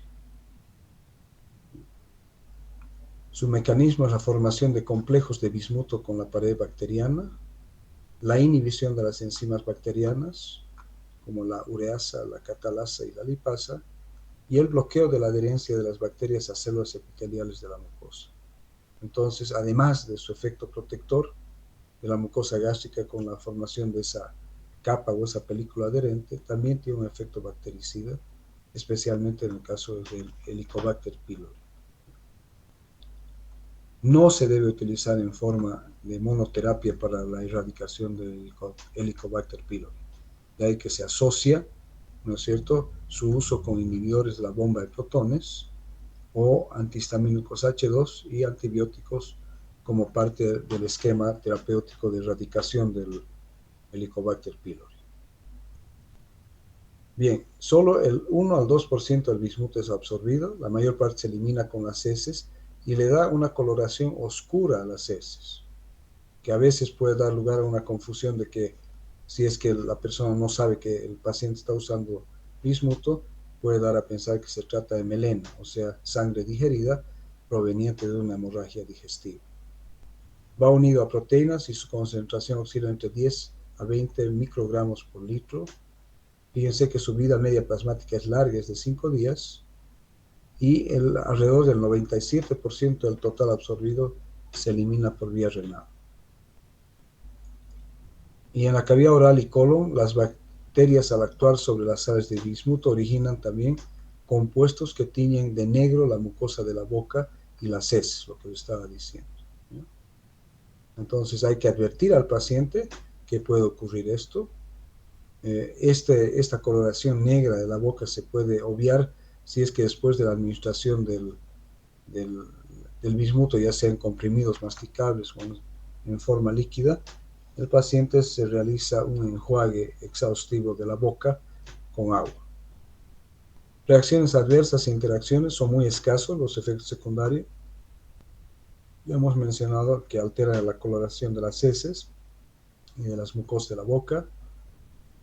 Conviene emplear este fármaco con precaución y no usarlo de manera prolongada en pacientes con insuficiencia renal o durante el embarazo. De que si no es parte del tratamiento erradicador de Helicobacter pylori, que hemos dicho que puede ir de 10 a 14 días, ¿no?, se debe utilizar solamente por razón de necesidad.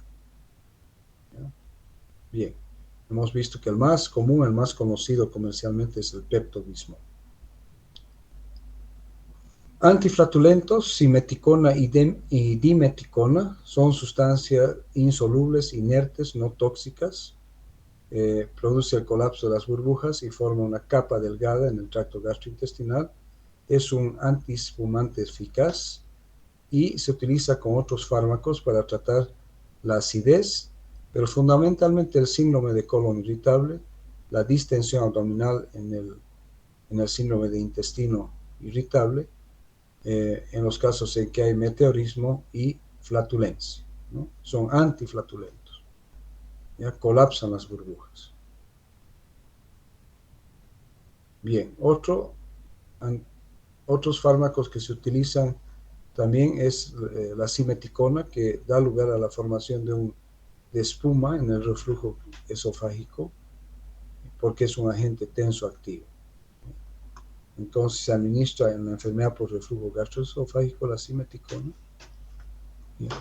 para formar una espuma que actúa sobre el reflujo gastroesofágico. Aquí está este cuadro, ¿no?, de lo que hemos hablado ya por la enfermedad del reflujo gastroesofágico. La insuficiencia del esfínter esofágico inferior, o en algunos casos la presencia de una hernia ya tal que hace que el estómago ascienda y torne al esfínter esofágico inferior insuficiente, dando lugar al reflujo. Vienen comprimidos la simeticona de 40 miligramos, la dosis de adultos de 40 a 125 miligramos por día. Muchas veces la simeticona viene combinada con otros fármacos, ¿no?, que actúan de distinta manera y que la combinación busca un efecto de disminución de la sintomatología importante. Bien, los procinéticos, como su nombre indica, estos son fármacos o sustancias que estimulan el movimiento intestinal. Entonces son fármacos capaces de mejorar el tránsito del bolo alimenticio a través del tubo digestivo, aumentando la motilidad o mejorando la coordinación motora. El objetivo fundamental del uso de estos es aliviar los síntomas digestivos supuestamente debidos a alteraciones de la actividad motora. Se pueden utilizar, por ejemplo, también tanto en la enfermedad por reflujo gastroesofágico como en la enfermedad acidopéptica, porque estos promueven el vaciamiento rápido del estómago, ¿no es cierto? Y si el estómago se vacía rápidamente, disminuye el reflujo o no existe reflujo porque ya el estómago se ha vaciado, ¿no es cierto? ¿Ya? Entonces también ocurre lo mismo en la enfermedad acidopéptica. Bien, dentro de estos tenemos a las benzamidas, donde están la metoclopramida, el cisapride y el cinitapride. De estos, los más conocidos, los más utilizados son la metoclopramida y el cisapride, y en menor grado el cinitapride. ¿Ya? ¿Cuál es el mecanismo de acción de la metoclopramida? Es un agonista 5-HT, o sea, de la serotonina, presináptico, favorece la liberación de acetilcolina en el plexo miotérico, es un antagonista D2, tiene efectos sobre el sistema nervioso central poco relacionado con la actividad procinética. ¿Ya? Y los antagonistas, su efecto antagonista 5-HT3 está relacionado con sensaciones dolorosas, reflejas, motoras y vómitos. Entonces, estos son fármacos que mejoran la motilidad del sistema digestivo. ¿Ya? El cisapride es más potente que la metoclopramida, no tiene acción anti-D2, dopamina 2. Sus dosis de referencia 0,2 a 0,4 miligramos por kilogramo cada 8 o 12 horas. Viene en forma de comprimidos, en suspensión y en gotas. Y el cinitapride, idem al cisapride, pero no tiene un efecto serotonínico 5-HT3. Y aquí está mal escrito, y carece de acción antiemética. Dentro de estos, tal vez el más conocido es la metoclopramida. ¿Ya? Se utiliza en el tratamiento de los vómitos también. Y como les he dicho, son procinéticos, favorecen el vaciamiento gástrico, ¿no? Mejoran la motilidad del aparato digestivo. Y el otro que es bastante conocido es el cisapride. La domperidona es un antagonista D2, dopamina 2, tiene un efecto procinético, moderado e inconstante, pero demostrable, y carece de acción serotoninérgica. No se administra por vía endovenosa porque ocasiona graves arritmias, disritmias y convulsiones. Puede provocar mareos, sequedad de boca y diarreas. Las dosis no tienen importancia. Contraindicaciones no usar aquí está mal indicado porque también la domperidona se utiliza tanto en seres humanos como en animales, ¿no? No utilizar en rupturas gastrointestinales y no utilizar en casos de obstrucción mecánica. Ningún fármaco que sea procinético se debe utilizar en obstrucción mecánica del intestino. Bien, eso sería entonces en cuanto a estos fármacos, y entraríamos ya en la parte final, donde está el tratamiento de la enfermedad por reflujo gastroesofágico. ¿Ya? Tratamiento no farmacológico, o sea, estrategias no farmacológicas. Se relata que la duración de los episodios de reflujo depende de la posición en que se presente. Puede ser que el paciente ha inclinado su tronco en la cintura para recoger un objeto del piso y que eso haya dado lugar al reflujo, ¿no es cierto? O depende de ciertas posiciones habituales que pueda tener el paciente que induzcan al reflujo. En relación a la dieta, algunos alimentos pueden contribuir al reflujo porque modifican la presión del esfínter esofágico inferior o por efecto irritante local.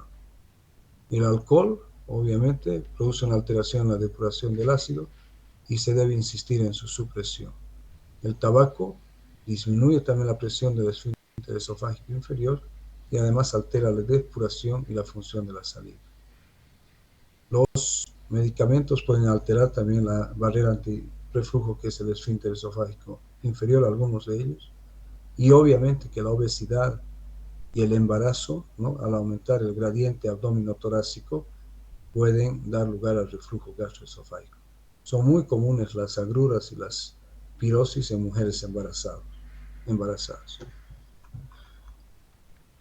Bien, ¿cuáles son las opciones terapéuticas para la enfermedad por reflujo gastroesofágico? El supralfato, ¿no?, ya lo hemos visto, es útil en el control de los síntomas, el cual tiene una eficacia en reducir los síntomas de hasta el 80% de los casos. Y se puede manejar en pacientes sin esofagitis o como terapia de mantenimiento. Dosis, ya hemos dicho, 1 gramo cada 6 horas. De los procinéticos, el cisapride es el procinético más potente que existe en la cicatrización de las esofagitis. Es decir, no van a cicatrizar las esofagitis por su acción procinética. Lo que hacen es que van a favorecer el vaciamiento gástrico y por lo tanto disminuir el reflujo ácido del estómago. Y es una buena alternativa cuando no hay respuesta al tratamiento antisecretor o como terapia de mantenimiento. Los antagonistas H2, ya hemos dicho, son eficaces y seguros en la enfermedad por reflujo gastroesofágico, no complicado. El problema que hemos visto el día de ayer cuando hemos hablado es que se produce tolerancia a ellos cuando se utilizan por 2 o más semanas, aunque hemos visto que en algunos casos muy raros puede ocurrir tolerancia al tercer día de utilización de antagonista H2. ¿Ya? Junto con los inhibidores de la bomba de protones, son fármacos de primera línea. Sin embargo, en relación a la eficacia antisecretora ácida, los inhibidores de la bomba de protones son más potentes y mejores que los antagonistas H2 en ese sentido. Las dosis, famotidina 40 miligramos al día. Y bueno, aquí en este slide todavía teníamos la ranitidina, que ya no se usa, pero se manejaba con 300 miligramos al día. Han demostrado su eficacia tanto en el alivio sintomático como en la curación de lesiones. Entonces estamos diciendo, son eficaces los antagonistas H2 para la enfermedad por reflujo gastroesofágico, pero comparativamente hablando, son menos eficaces que los inhibidores de la bomba de protones. ¿Ya? Son muy utilizados y seguros para tratamientos a largo plazo, excepto que hemos dicho que la cimetidina ya no se utiliza por sus efectos adversos. Hemos dicho que durante más de 30 años de uso de antagonista H2 se ha demostrado su seguridad y su eficacia, ¿cierto? La curación de la esofagitis de tipo 2 o 4 es del 30 al 50% a las 4 semanas y sube al 65% si el tratamiento se prolonga durante 8 semanas. Aquí también hay una diferencia importante con los inhibidores de la bomba de protones, porque el tratamiento de la enfermedad por reflujo gastroesofágico con con antagonistas H2 es casi el doble de la duración normal del tratamiento con inhibidores de la bomba de protones. Bien, los inhibidores de la bomba de protones, mayor rapidez en la remisión de los síntomas y menor incidencia de recaídas tras el cese del tratamiento. Las tasas de curación de la esofagitis son significativamente mayores y más rápidas, lo hemos dicho, en relación a los anti-H2. Producen una prolongada inhibición de la secreción ácida, hemos dicho, con una dosis al día, ¿no?, llevando un alivio de los síntomas, porque los principales síntomas clínicos decurrentes del reflujo gastroesofágico son el dolor y la agrura, la acidez, la pirosis, ¿no? Y su tasa de curación es alta, fíjense, hasta el 80% a las 4 semanas, y sube esto al 90% a las 8 semanas del tratamiento.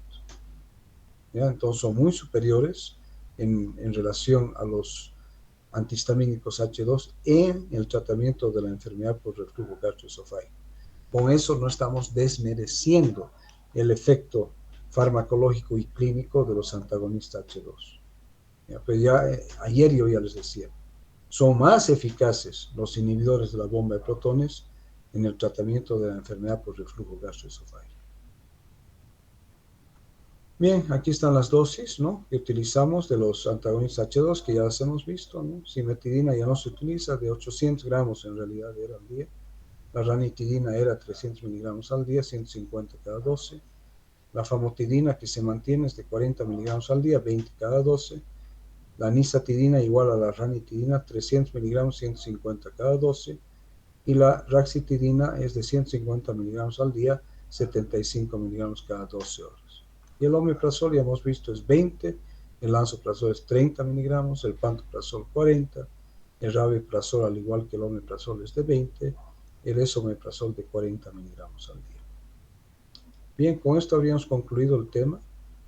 Y este mensaje, lo hermoso de aprender es que nadie puede quitártelo. Y eso ustedes deben tomar en cuenta al ser estudiantes de una carrera tan complicada y tan importante y tan diferente al resto de las profesiones, que es la carrera de medicina. No existe una profesión que tenga alguna similitud, ¿no es cierto?, con la carrera de medicina. ¿Ya? O sea, el médico es diferente al resto de las profesiones. Bien, entonces con esto habríamos concluido. No sé si tienen alguna pregunta o hay o está todo claro. Elizabeth, te escucho. Elizabeth, ¿has levantado la mano? Te estoy escuchando. Estás con tu micrófono apagado, Elizabeth. ¿Alguien más que quiera preguntar algo? ¿O ha quedado Doctor, ¿se me escucha, perdón? Ahora sí te escucho, dime. Súper. Y bueno, es una pregunta con respecto a la primera parte. Igual tuve una interferencia y no pude hacer la pregunta, pero bueno, considerando que actualmente se recomienda la terapia cuádruple para la erradicación del Helicobacter pylori, doctor, ¿qué consideraciones farmacológicas deberíamos tener para algunos pacientes que presentan cardiopatías o insuficiencia renal, si es que esto llegase a afectarles por la polimedicación? No necesariamente, porque no te olvides que el tratamiento erradicador, ¿no es cierto?, es corto. ¿Ya? El tratamiento erradicador es de 10 a 14 días como máximo. Entonces, obviamente, si tú tomas en cuenta algunas interacciones que podrían existir, ¿no es cierto?, tú tienes que modificar la dosis del uno o del otro, o aumentar o disminuir, ¿no es cierto? Pero en realidad no existen así contraindicaciones importantes en relación a pacientes con ciertas patologías crónicas, ¿no? ¿Ya? Entonces, eso es importante tomar en cuenta. Obviamente, cualquier tratamiento farmacológico debe tomar en cuenta las interacciones, ¿no? Y eso se va a tomar en cuenta con cada paciente en particular, con la característica propia de los medicamentos y las características propias del individuo, y haciendo la evaluación riesgo-beneficio, ¿no? ¿Ya? Entonces, siempre hay alternativas, hemos dicho, ¿no? Por ejemplo, en la anterior pregunta que me hiciste, hemos dicho que una alternativa para inhibir la secreción ácida en pacientes que no puedan utilizar inhibidores de la bomba de protones, hemos dicho que una opción es el uso de análogos de las prostaglandinas, o el uso de protectores de la mucosa gástrica, o de antiácidos, ¿no es cierto? Entonces, todo se debe evaluar en función a la individualidad de cada paciente, que toma en cuenta las características propias del paciente, los cuadros patológicos que pueden estar cruzando al mismo tiempo, y los fármacos o medicamentos que se pueden estar utilizando al mismo tiempo, ¿ya? No sé si eso te responde. Sí, doctor, muchas gracias. ¿Alguien más que quiera preguntar o está todo claro? Entonces, mañana concluiríamos el tema con la segunda parte que fundamentalmente se va a referir a los trastornos intestinales, ¿no? Trastornos de la motilidad intestinal, como son la constipación y la diarrea, y algunos de los cuadros inflamatorios crónicos del intestino que afectan a muchas personas. ¿Ya? ¿Alguna pregunta más? Bien, entonces nos vemos el día de mañana. ¿Listo? Que tengan una buena noche y nos vemos, si Dios quiere, mañana a las 8 de la noche. ¿Ya? Muchas gracias. Hasta luego. Hasta luego, doctor. Hasta luego. Hasta luego. Hasta luego, chicos, chicas.